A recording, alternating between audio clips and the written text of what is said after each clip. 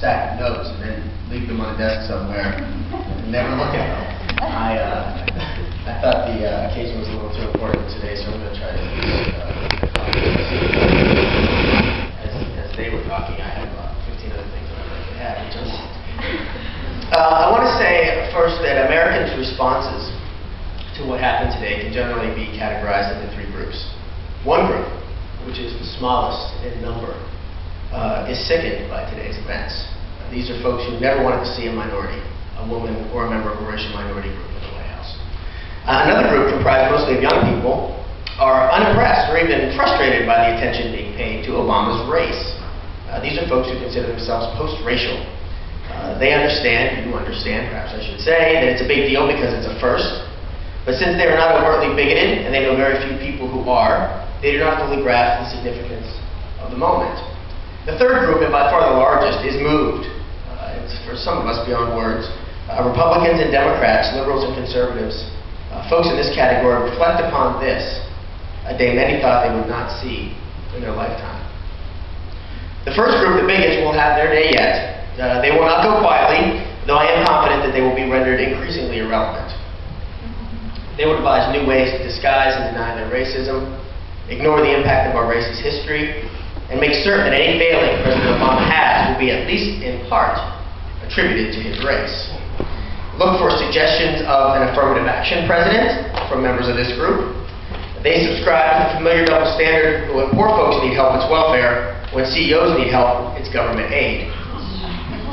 They will use Obama's presidency as a way to accuse poor people of color of resorting to victimization and laziness. After all, if this black man can be president, racism is clearly not a problem, right? The second group is, of course, the future. They will push forward with their vision of a colorblind society. I would advise members of this group to try to move into the emotional space of the third group today. See it through their eyes, our eyes.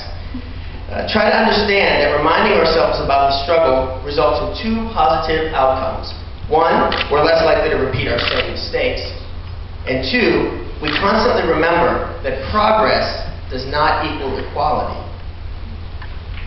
It's squarely on the shoulders of the third group to move the significance of this moment forward. For it is you who remember that the streets of Pennsylvania Avenue this morning were lined with the blood of Malcolm X, Medgar Evers, and Martin Luther King Jr., to name just a few.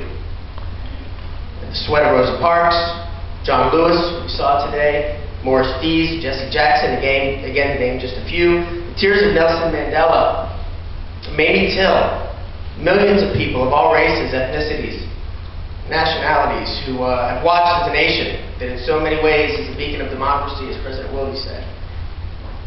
Beacon of justice and equality that has fallen far too short of those ideals for far too long. But today is truly, I believe, a new day. The next generation will not see race as a barrier to the highest office in the land any more than the current generation sees having been divorced or having experimented with drugs, both of which were once deal breakers, but are now quite irrelevant. The next generation must understand, however, that Barack Obama became president in spite of his race. His election does not make it equally likely for a black man or a woman of any color to be elected to any office, though it makes it more likely.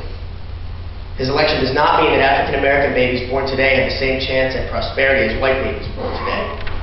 His election does not lift from our collective shoulders the burden of doing the hard work that is necessary to heal the wounds of the past and the present. His election does, however, mean that we're much closer to those goals and to doing that work. As someone who's committed his professional life, and probably far too little of his personal life, to combating injustice and inequality, I'm very proud to be an American today, more than any other day of my life. I'm proud to share this moment with you on this campus of this college, which is such a strong commitment to social justice.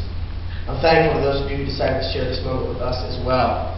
I'm looking forward to moving into a new era with an optimistic outlook about moving closer to realizing the potential that is America.